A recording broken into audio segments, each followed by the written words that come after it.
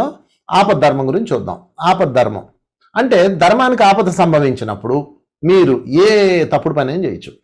ధర్మానికి ఆపద సంభవించినప్పుడు మాట తప్పుతారా? తప్పండి.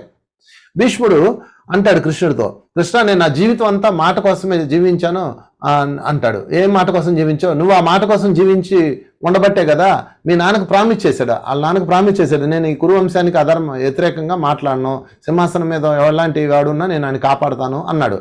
అందుకని దుర్యోధనుడు ద్రౌపది వస్త్రాపరణం చేస్తున్నా కత్తి దోస్తాడు, ఏం చేస్తున్నారు మీరు అధర్మం అని. అప్పుడు ఆయన అంటాడు, తాతగారు మీరు శపథం చేశారు కదా మర్చిపోయారా అని గుర్తు చేస్తాడు. గుర్తు చేయగానే అతను వెంటనే కత్తి లోపల పెట్టి కళ్ళు నీళ్లు కార్చుకుంటూ కూర్చుంటాడు. కృష్ణుడు అంటాడు, నేను మాట మీద నిలబడడం కోసం నేను ఆ రోజు మాట్లాడలేకపోయినా అంటాడు. మాట మీరు అంటాడు, అవసరమైతే అబద్ధం చెప్పు అంటాడు. దేనికి? ధర్మానికి ఆపద సంభవించినప్పుడు. అంటే అక్కడ ఒక స్త్రీని వివస్థను చేస్తున్నారు అంటే నీ దగ్గర ఏముంది? కరుణ ధర్మం అన్నది. కరుణ కోసం అవసరమైతే చెట్టు నరికే అంటాడు. కరుణ అన్నది తల్లివేరు లాంటిది.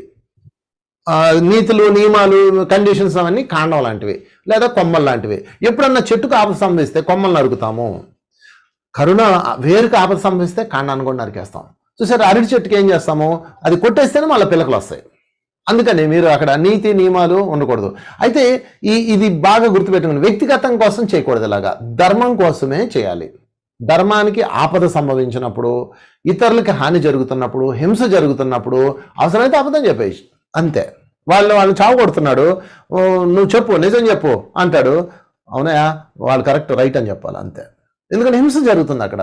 హింస జరిగేటప్పుడు మై డియర్ ఫ్రెండ్స్, వాతావరణాన్ని రక్షించడానికి మీరు ఆపద్ధర్మం కాబట్టి, అది అంటే ధర్మానికి ఆపద సంబంధించింది కాబట్టి అబద్ధాలు ఆడచ్చు, నియమం తప్పచ్చు, నీతి తప్పచ్చు, ఏమన్నా చేయొచ్చు. మన టార్గెట్ ధర్మాన్ని కాపాడడమే. ధర్మం అంటే అహింసో పరమో ధర్మ. హింస చేయకుండా ఉండడమే, హింసను ఆపడమే అసలైన ధర్మం. Thank you very much Shashi. Next.